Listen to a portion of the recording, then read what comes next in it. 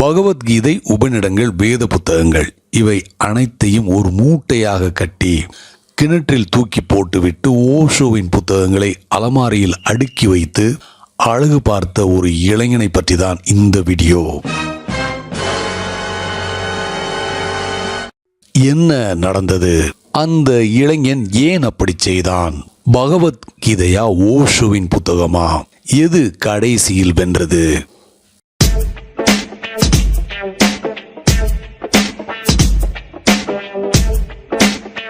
நண்பர்களே, மூட நம்பிக்கைகள் பற்றிய வீடியோ தொகுப்புகளில் 3வது மற்றும் இறுதி பகுதி தான் இந்த வீடியோ. இதற்கு முந்தைய 2 பகுதிகளின் லிங்க்ஸ் டிஸ்கிரிப்ஷன்ல இருக்கு.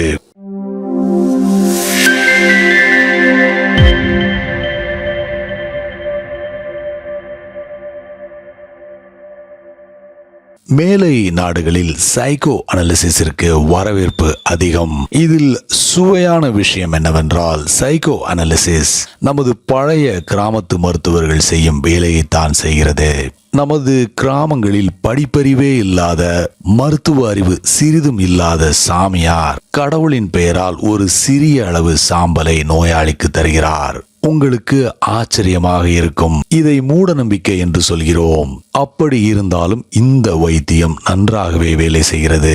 Very effectively. மக்கள் அலோபதியால் குணமடைவது போல் குணமடைகிறார்கள். It is very interesting, the same ratio. பல பரிசோதனைகள் இதை பற்றி நடந்து கொண்டிருக்கின்றன. ஒரு யூனிக்கான பரிசோதனை ஒரு லண்டன் மருத்துவமனையில் நடத்தப்பட்டது. 100 நோயாளிகள் 2 குரூப்புகளாக பிரிக்கப்பட்டார்கள். முதல் 50 பேருக்கு எப்போதும் கொடுக்கப்படும் ஊசியை செலுத்தினார்கள். அடுத்த 50 பேருக்கு தண்ணீர் செலுத்தப்பட்டது. ஆச்சரியம் என்னவென்றால், 2 பக்கமும் குணமான மனிதர்கள் கிட்டத்தட்ட ஒரே அளவுதான். சோ என்ன நடக்கிறது என்ற கேள்வி எழுப்பப்பட்டது. இந்த பரிசோதனையை நன்றாக உற்று நோக்கினால் ஒரு விஷயம் தெளிவாகிறது. அதாவது, மருந்தை விட மருந்து கொடுக்கப்பட்டு இருக்கிறது என்கிற எண்ணமே நோயை குணப்படுத்தி இருக்கிறது என்று சொல்லலாம். இன்னும் சில நோயாளிகளுக்கு தனக்கு நன்றாக அறிமுகமான மருத்துவர் என்றாலோ, மருந்தின் விலை அதிகமாக இருந்தாலோ நோய் உடனடியாக குணமாகும். அதே மாதிரி நன்றாக பெயர் எடுத்த மருத்துவர் நோயாளிகளை தான் அணிந்திருக்கும் உடை, விலை உயர்ந்த கார், அவர் வசூலிக்கும் தொகை அதிகமாக இருப்பது, அப்பாயின்மெண்டிற்காக நோயாளிகளை வரிசையில் காத்திருக்க வைப்பது என்பதையெல்லாம் வைத்து கவனம் ஈர்க்கிறார். அவர் நல்ல மருத்துவம் தருகிறாரோ இல்லையோ, நோயாளி ஏற்கனவே இதையெல்லாம் பார்த்து இம்ப்ரெஸ் ஆகிவிடுகிறார். உண்மை என்னவென்றால், நல்ல மருத்துவர் என்று பெயர் எடுக்க நல்ல மருத்துவ அறிவு, அதாவது first class knowledge of medicine என்பது தேவையே இல்லை. தேவையானது எல்லாம் விளம்பரம் செய்வதற்கு எக்ஸலண்டான நாலேஜ் தான். நம்மை நாம் எப்படி விளம்பரப்படுத்திக் கொள்கிறோம் என்பதுதான் முக்கியம். Publicity pays more, not the medicine. ஒழுங்காக ஒரு சர்வே எடுத்து பார்த்தால் 10,000 சர்டிஃபைடு மருத்துவர்கள் இருக்கும் ஒரு நகரத்தில் குறைந்தது 3,000 போலி மருத்துவர்கள் அல்லது குவாக்ஸ் இருக்க அதிக வாய்ப்புகள் இருக்கிறது. இதை வைத்து பார்க்கும்போது ஆயிரக்கணக்கான நோயாளிகள் மருத்துவ அறிவு சிறிதும் இல்லாத போலி மருத்துவர்களாலேயே குணப்படுத்தப்படுகிறார்கள். ஆனால் குவாக்ஸ்களுக்கும் நோயாளிகளை எப்படி குணப்படுத்த வேண்டும் என்கிற சூட்சுமம் நன்றாகவே தெரிந்திருக்கிறது. அதனால்தான் உலகத்தில் எல்லாவித பத்திகளும் பரவலாக இருக்கின்றன. ஈவன் நேச்சுரோபதி நன்றாக வேலை செய்கிறது. ஒரு துணியில் களிமண்ணை நிரப்பி வயிற்றை சுற்றி கட்டுகிறார்கள். அதுவும் வேலை செய்யத்தான் செய்கிறது. The witch doctor's charm works. ஹோமியோபதியை எடுத்துக்கொள்வோம். சின்ன சின்ன இனிப்பு உருண்டைகள் தான், அதுவும் சிறப்பாக வேலை செய்கிறது. கேள்வி என்னவென்றால், ஒரு நோயாளி எப்படி குணமடைகிறார்? கிராமத்தில் உள்ள குவாக் கொடுக்கும் ஏதோ ஒரு வகை பொடி அவருடைய நோயாளிகளை குணப்படுத்துகிறது என்றால் நாம் கவனமாக யோசித்து பார்க்க வேண்டும். இந்த மூட நம்பிக்கைகளை ஒழிக்க வேண்டுமா வேண்டாமா என்று யோசித்து பார்க்க வேண்டும்.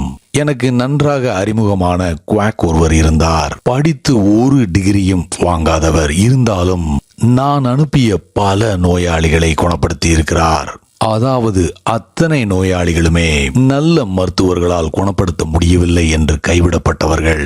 The man is very smart. Human nature பற்றி மிக தெளிவான புரிதல் அவருக்கு இருந்தது. ஆக்சுவலி ஒரு ப்ரொஃபஷனல் மருத்துவர் இப்படித்தான் இருக்க வேண்டும். அவருடைய கிளினிக்கிற்கு ட்ரீட்மெண்டிற்காக போனால் அவர் டயக்னாஸ் பண்ணுகிற முறையிலேயே பாதி வியாதி குணமாகிவிடும். He is an extremely clever doctor.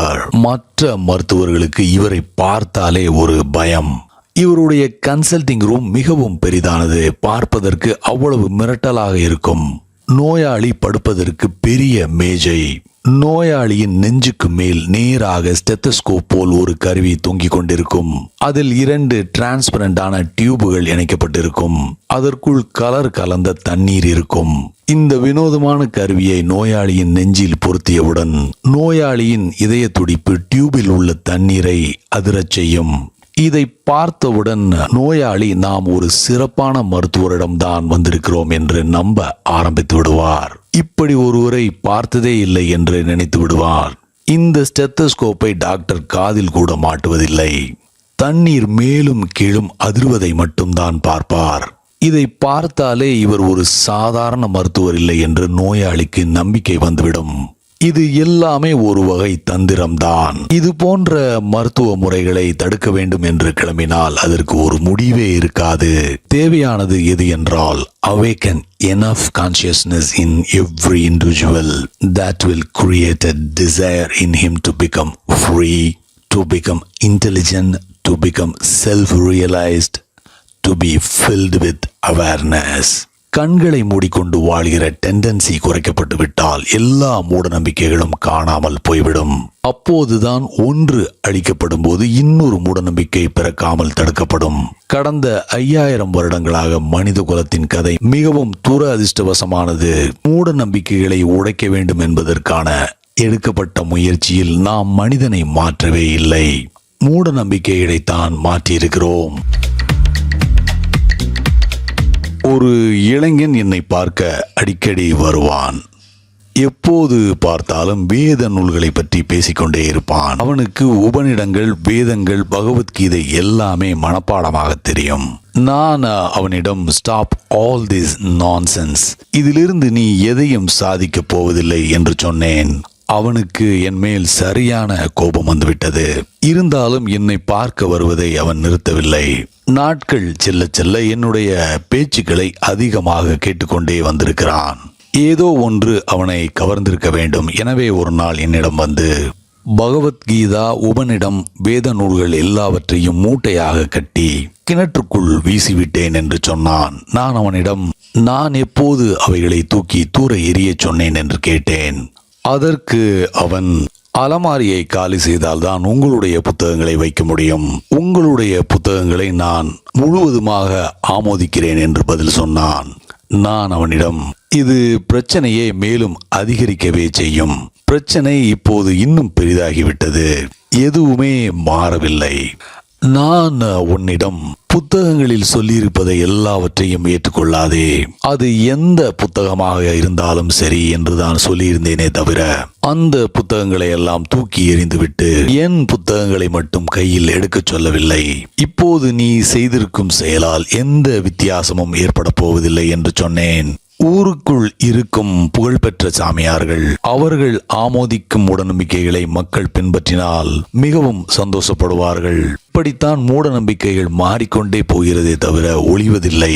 எனவே அந்த இளைஞனிடம் என்னுடைய புத்தகங்களையும் அதே கிணற்றுக்குள் வீசி எறிந்து விடுமாறு சொன்னேன். அதற்கு அவன், அது எப்படி சாத்தியம் என்று கேட்டான்.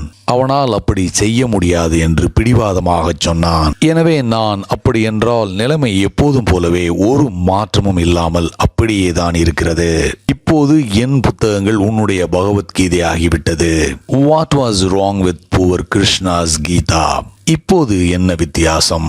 நான் எப்போது கிருஷ்ணரை குறை சொன்னேன் என்று கேட்டேன். இப்படித்தான் எப்போதுமே நடக்கிறது. மனிதன் அப்படியேதான் இருக்கிறான். only his toys change. என்னுடைய டாயை யாராவது எடுத்துக்கொண்டால் நான் மிகவும் மகிழ்ச்சி அடைவேன். எப்படியோ நம்முடைய ஐடியாவை ஒருவர் ஏற்றுக்கொண்டாரே என்று அதிகமாக சந்தோஷப்படுவேன். ஒருவர் கிருஷ்ணாவை விட என்னை அதிகம் நம்ப ஆரம்பித்து விட்டார் என்றால் அது என்னுடைய ஈகோவிற்கு மிகப்பெரிய திருப்தியை கொடுக்கும். ஆனால் இது மனித குலத்திற்கு எந்த மாற்றத்தையும் கொண்டு வரப்போவதில்லை. Humanity can never be benefited by this. மனிதன் எப்படி இந்த குருட்டுத்தனத்தில் இருந்து மீளப் போகிறான் என்பதில் நாம் மிக கவனமாக இருக்க வேண்டும். What I suggest, மூட நம்பிக்கைகளை உடைத்தறிய தேவையில்லை. அதற்கு பதிலாக change the superstitious mind. Change the mind which breeds superstition. அப்போதுதான் புதிய மனித குலம் பிறக்கும். The superstitious mind has to be discarded or else it will keep on breeding superstitions.